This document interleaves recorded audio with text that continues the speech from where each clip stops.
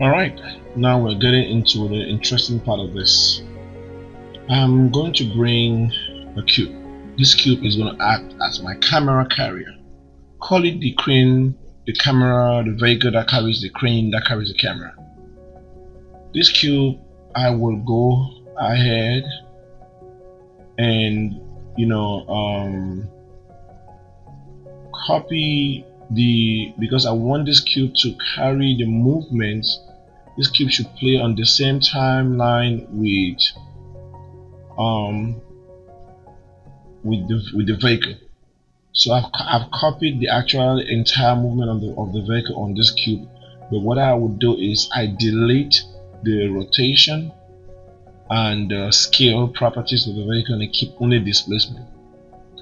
So I drag my camera into the scene. This is not a standard camera inside of Unreal. This is a separate camera that was built by one guy. And it's actually it's called Cinematic Pro something. So it's on this is the camera. If you look at it, it looks different. So I'll drag that into my scene, and then I'll attach this to my crane carrier, which is right down there. So anytime this vehicle moves, since the translation of the vehicle is the same as that of the cube, so it's going to transfer that into the camera as well. So this is my camera. I drop it into the system, attach it to that, and you see now that we're getting into cinematics as of right now.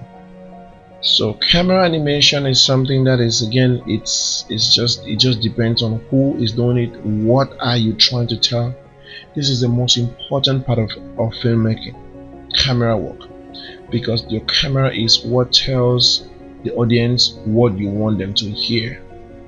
How you open your shot. See, for example, I open my shot from the ground and I'm going to reveal the shot as the vehicle goes forward. This is only telling the audience that there's a speed. We have speed going on, and there's something that we are hiding from them, that we want to surprise them. There's something we're trying to reveal. You know, it's very important to add these aspects into your cinematography. Always try to make the audience wait for something. That's the secret. See, from this point, they are not seeing it. Everybody be like, what are we gonna see? And then all of a sudden, the vehicle, so I go really close to the ground, the plate, and it's gonna slowly rise up, and then now the vehicle will drive into the shot. See what I'm saying? So it is very, very, very important to always keep your audience on a suspense. Let them be waiting for something, and then they see the thing.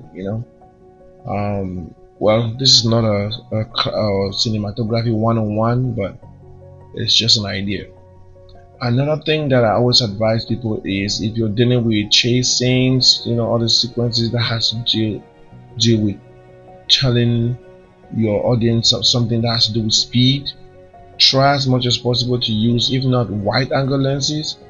If you are not using a wide angle lens, then I would suggest you go as close as possible to moving objects like the ground, trees, roadside, anything that is going to be close to the camera and it's going to be like, it's going to simulate like it's moving so fast. See that? So I'm just adjusting my camera as we go, and I've activated the auto keyframe on my level sequencer so much that the moment I move a camera, it saves that position. See that? Boom. So that's a crash right there. We already had that done. So if you look into the camera now, you see how that looks.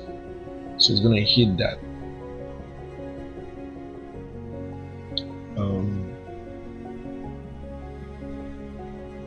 I'm just trying to. What am I doing? Oh. I don't know which kind of atmosphere is going to look good for this, but again, you can just choose. This is ultra dynamic sky, by the way, so whichever one you like best for your scene, please go ahead, enjoy it and use it. So back to camera work. See that once that is done, I'm going to flip the camera around to keep my subject in the foreground, but still showing what happened to the vehicle behind. So like so. So if I play, boom, just cut that out. Yeah, because I actually want the audience to see what happened. Boom, there you go. So as it goes by, play this one, see how it's.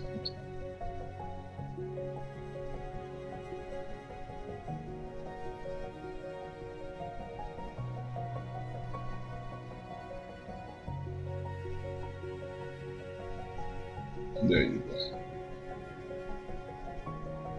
So it might be a little boring, but I'm just gonna leave this part. This is another subject on its own entirely. So, but I think up to this point we have understood a lot on how this whole project was done. So I'm gonna move the camera to this part now to show what's happening on the back. So if I play it now, you see how the camera rotates. I'm gonna move that out. So we keep both the subject, both of them in picture, so that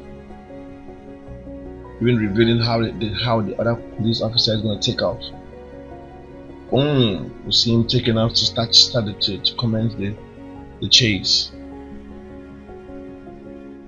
Alright, so that's it. The rest of it I'm just gonna go ahead and just record it, and then I'll just just fast forward it so you can or I'm gonna just leave it so you can understand how it's working. If there's anything too particular, I'm gonna stop ahead and then just explain it.